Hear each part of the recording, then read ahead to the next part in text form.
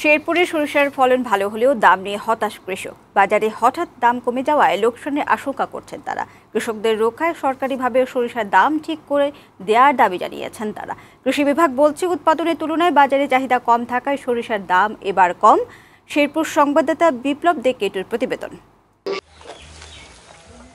কৃষি বিভাগের নানা উদ্যোগে শেরপুরের চলতি বছর রেকর্ড পরিমাণ জমিতে সরিষা চাষ হয়। উৎপাদনও লক্ষ্যমাত্রা ছাড়িয়ে যায়। তবে গতবারের তুলনায় এবছর বাজারে সরিষার দাম কম। গত বছরের এ সময়ে প্রতি মণ সরিষার মানভেদে ৩,০০০ থেকে ৩,২০০ টাকায় বিক্রি হলেও এবার ২,৬০০ থেকে ২,৮০০ টাকায় বিক্রি হচ্ছে।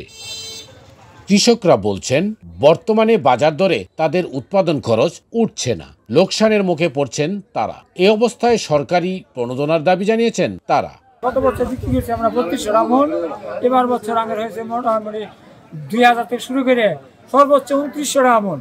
এতে কৃষির যে উৎপাদন ব্যয়, এতে মোটামুটি লুসখানের মধ্যে। আমি শস্য বেচি ৩২-৩৩ হাজার টাকা, তাতে আমার অনেক লস হচ্ছে। ব্যবসায়ীরা বলছেন, ভোক্তা পর্যায়ে সরিষা তেলের চাহিদা কম থাকায় এবছর দাম একটু কম, তবে সামনে বাড়তে পারে বলে জানালেন তারা। গত বছরের তুলনায় এবছর একটু বাজার কম, কাস্টমারও কম নিতেছে আর কি, চাহিদা কম, যার ফলে এবছর সরিষার দাম কম। সরিষা চাষে কৃষকদের সহায়তা ও প্রণোদনার পাশাপাশি নানা পদক্ষেপ নেয়ার কথা জানিয়েছেন জেলা কৃষি বিভাগ। গত ৩ বছর যাবত আমাদের একটি প্রচেষ্টা চলমান।